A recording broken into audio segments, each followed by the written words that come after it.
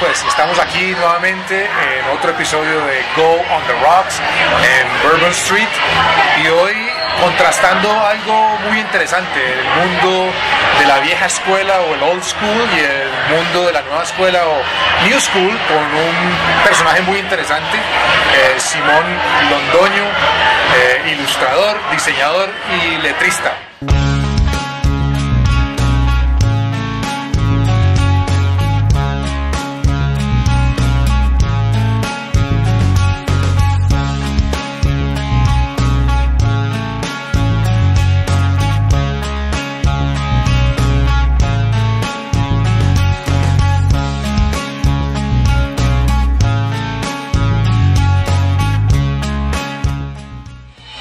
Bueno, Simón, con frecuencia escuchamos el término old school y el término new school. Y quisiéramos que dentro del oficio tuyo de ilustración, de letreado, nos explicaras un poquito eso qué significa. Bueno, generalmente suele acuñarse al aspecto de las técnicas, ¿cierto? La ilustración, la manera que se genera imagen, pues la técnica prima, pues es muy importante. Entonces, digamos, haciendo una retrospectiva de mi proceso, las técnicas, cuando se habla de old school o new school, digamos que se podría pensar en el manejo de las técnicas, ¿cierto? Técnica tradicional, digamos que actualmente la tecnología permite, o sea, los límites empiezan a romper de alguna manera. Entonces, en mi caso, yo empecé con el dibujo, digamos una técnica muy tradicional, lápiz, el papel, desde pequeño fue como una especie de pasatiempo. Luego ese dibujo se complejiza y me doy cuenta que el dibujo empieza a transformarse en una imagen que representa ideas o cosas y se vuelve narrativa. Esa narrativa se transforma, esa narrativa hace que la imagen se transforme en ilustración, que no se quede solo en dibujo. Y yéndome, digamos que yo estudié aquí en Cali, en la Universidad Javeriana, en donde tiene muy buenos laboratorios, en donde desde primer semestre, comentaba yo, trabajamos con unos equipos, ¿cierto?, digitalmente muy fuertes.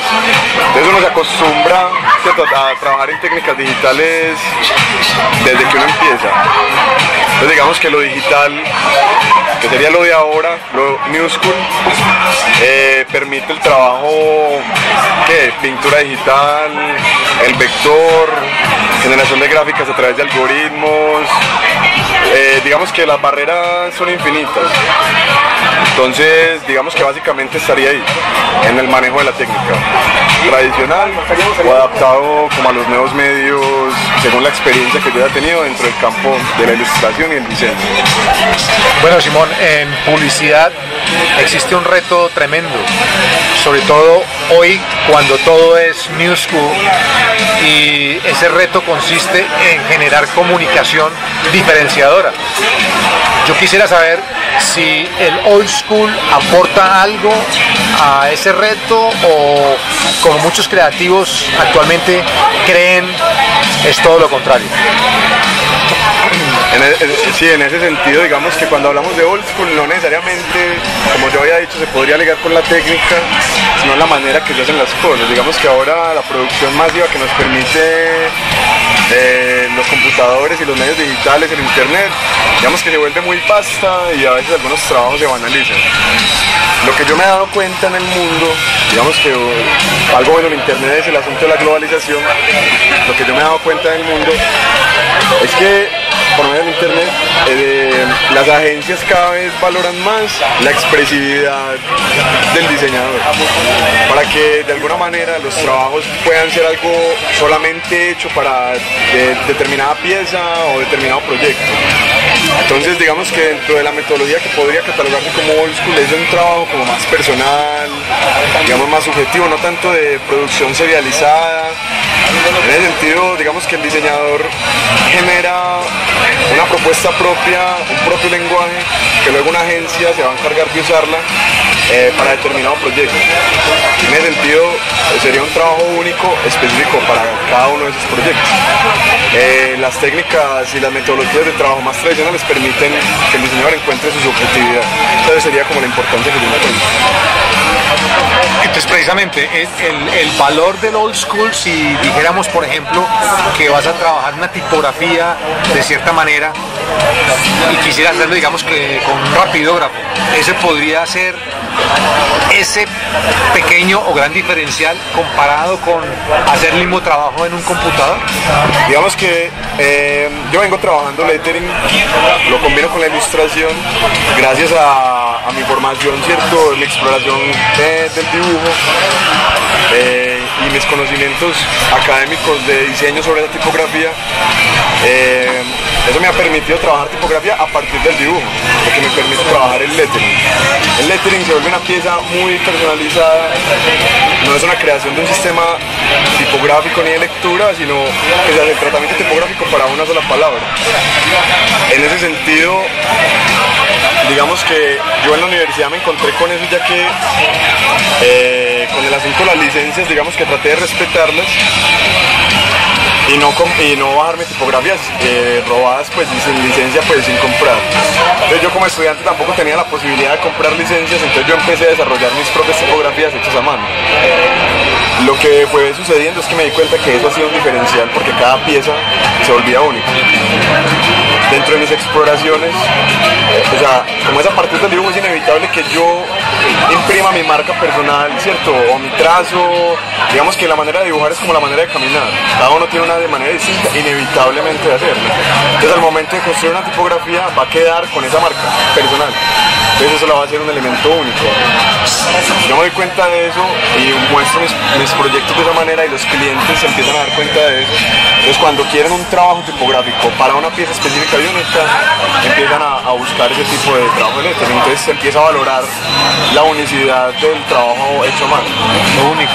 Es como si uno hiciera la analogía entre lo que es el vinilo en términos de grabación y la grabación digital. El vinilo tiene el raspeadito y la grabación digital es una perfección que se puede replicar y replicar y replicar, mientras que lo otro siempre va a tener una firmita de ruido o de mugrecito. Claro.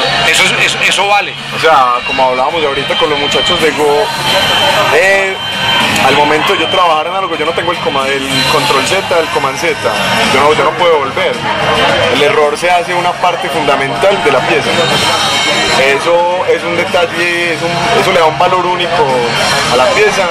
Un error bien utilizado, pues hay que saber adaptarse a ese tipo de cosas, pero el error termina volviéndose algo bonito, como el ruido del LP, ¿cierto? Entonces para una pieza, una imagen, una pieza tipográfica, una ilustración, a una imagen en sí, que es lo que generamos más o menos como diseñadores, en mi caso, hay que saber valorar eso de las técnicas tradicionales, pues eso es algo muy bonito, sí. Bueno, Simón, aquí vamos a tocar un tema que es muy delicado y es básicamente la forma de valorar el trabajo y valorarlo en términos económicos. Bien delicado. Es delicado porque la gente asume que el trabajo hecho a la manera old school no tiene como mucha relevancia. La gente se imagina que todo está hecho de manera digital y se generan unos estándares monetarios que son absurdos. Entonces yo quisiera saber o quisiera que le diéramos a los que nos están viendo una idea de cómo se puede valorar y cómo se puede cobrar y cómo la gente debe entender por qué el trabajo hecho de tal manera que sea representativo y único justifique los precios que se deben cobrar. Sí, bueno, eso es un asunto delicado, pues como decías. Espérate, yo te interrumpo un segundo. Decime, claro. Yo creo que este tipo de cosas se discuten teniendo como una muestra. Yo tengo entendido que vos trajiste como un trabajo tuyo, sí, que fue hecho dentro del formato de old school, que vos lo pudiste presentar de esa forma y que pudiste cobrarlo de tal forma que tú dijiste lo cobré y recibí en pago algo justo. Eso es cierto, ¿cierto? Sí, claro. ¿Por qué no lo mostramos? Sí, hombre. Y afortunadamente, como fue en ese proceso, afortunadamente pude traerlo, pues digamos que esto es una pieza de lettering, es un monograma realizado para una marca de Inglaterra. La propuesta se presentó para esta marca que se llama P&Co, es una marca de ropa, ellos tratan de valorar esa estética vintage, del obrero, entonces digamos que el trabajo artesanal para ellos es muy importante, entonces en este caso queda perfecto como para la propuesta. A veces los métodos digitales, claro, permiten serializar el trabajo y todo ese asunto, y entonces se trabaja más rápido y se hace mucho más producción y se suele asociar a piezas como más baratas. Digamos que la pieza hecha a mano tiene un valor único que es como el que ya estábamos hablando, y por eso mismo debe ser valorada, pero requiere mucho más tiempo de producción, ¿cierto? Una pieza de estas, digamos, para una semana que uno tenga, generalmente el que le dan a uno para ciertos trabajos según los clientes, el ritmo de la agencia, todo, digamos que es muy difícil producirla. Entonces, es parte de uno, si uno quiere como que estas cosas salgan en el mercado, pues tratar de educar un poquito al cliente. Es una labor pues que uno tiene como diseñador.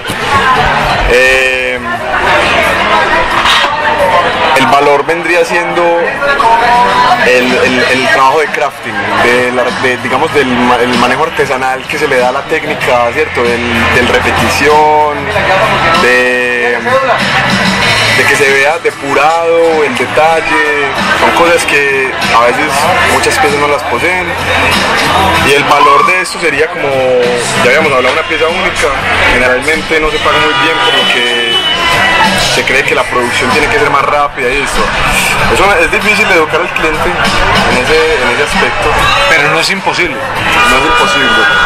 Ya la gente cada vez está educando más, y eso sí, un trabajo de eso significaría o daría la imagen de mayor categoría, ¿cierto? Entonces no todos los clientes pueden necesitar eso.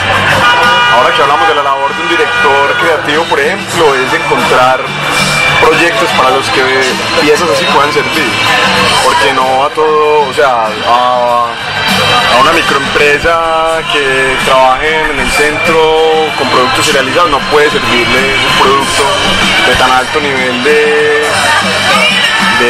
digamos, de detalle, de crafting, ¿cierto? Entonces es una pieza que significaría mayor categoría y como mayor precio y eso. ¿Dirías entonces que ese diferencial, hablando ahora de ilustración, uno puede extrapolar eso a algo musical en comunicación, a algo visual en comunicación, o algo en redacción en comunicación?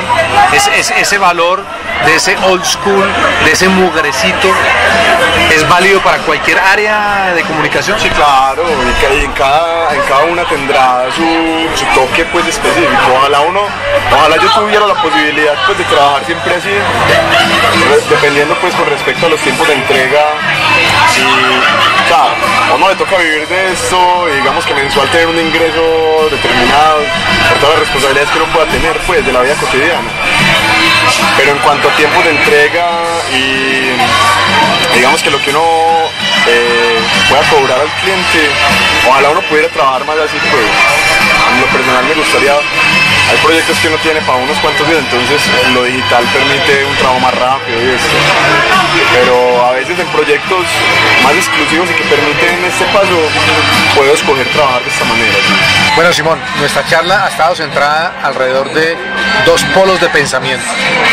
Uno que dice que lo digital tiene un valor y se mueve acorde a los tiempos, y otro que dice que el mundo de la vieja escuela, del lápiz y el papel y ese tipo de cosas también tiene un valor. Quisiéramos saber cómo te has movido tú en esos dos mundos, porque los dominas, y cómo pudiéramos nosotros transmitirle a aquellos que nos ven y a aquellos que tengan inquietudes en ambos mundos, que sepan que son compatibles y que al entenderlos los dos y al poder usarlos los dos, nuestros mensajes pueden todavía ser más impactantes y mucho más valiosos. Sí, no, ese es un punto importantísimo pues, y una mirada muy contemporánea en el mundo de la comunicación visual. y es como tratar de sacar lo mejor de cada mundo. En mi trabajo he tratado de hacerlo algunas veces inconscientemente, y es que al yo trabajar digital, porque mucha parte de mi trabajo es digital, como dije, por las necesidades de producción, etcétera, digamos que en el digital rescato metodologías del proceso analógico, y es como el trabajo artesanal de pieza por pieza. Digamos que no me apoyo la computadora como una herramienta más, no como un generador de, cierto, que me solucione a mí los problemas. Entonces hago el mismo trabajo y de pronto, de una manera romántica, el trabajo digital termina teniendo aspectos de ese trabajo analógico. Eso me ha funcionado porque le doy ese toque importante que tiene el trabajo tradicional y ese toque importante que tiene el trabajo, cierto, digital, y dentro de los nuevos medios. Para cerrar, pues quería contarles y expresarles que a veces, digamos, empezar es difícil, y arriesgarse a ir por una ruta específica que uno no conoce, que funciona dentro de la industria para ganar dinero, por ejemplo, porque igual es nuestro trabajo y hay que vivir de él. A veces creemos que no es una posibilidad, digamos que no hay reglas, pues. Nosotros como diseñadores, bueno, en mi caso, pues, nosotros tenemos que, trabajando dentro de comunicación visual, tenemos que buscar una manera de generar imagen. ¿Quién puede decir que es posible o que no? Digamos que nuestras exploraciones, que a veces parecen absurdas, pueden ser utilizadas luego por un cliente específico. Desde mi experiencia puedo decir eso porque digamos que mi trabajo empezó, yo llevo 2 años de experiencia trabajando para clientes, y mi trabajo empieza con exploraciones propias, empiezo a publicarlas, a montarlas en internet, la gente las empieza a ver y empiezan a aparecer clientes que consideran que les puede servir de alguna manera. Entonces, lo que quiero decirles es que no tengan miedo a mostrarse. La globalización nos permite que el internet, mi imagen, pueda llegar de aquí a Japón en 2 segundos. Entonces siempre va a haber un cliente potencial para lo que nosotros estemos haciendo. Entonces, aparte de los miedos y todo eso, lo importante es uno mostrar el trabajo, bien mostrado obviamente, con orgullo, y creer que esas exploraciones personales que uno pueda tener como artista, ilustrador, fotógrafo, diseñador, en realidad podrían servir de alguna manera. Digamos que mi trabajo, eso me ha dado frutos, menos mal, y como dije antes, las agencias, exhibiciones de arte, bienales, se dan cuenta que esa parte personal del trabajo del diseñador, del fotógrafo, del ilustrador, es cada vez más fuerte. Entonces, como mensaje, decirles esto, y aquí parchado muy bacano en Go on the Rocks, en Bourbon Street, con los parceros de Go Publicidad, haciendo un espacio muy único, pues, que no se ha visto en la ciudad, en mi opinión, un espacio de retroalimentación y de exhibición de pensamientos, de trabajo, de muchas cosas, para que sigan conectados. Nos vemos.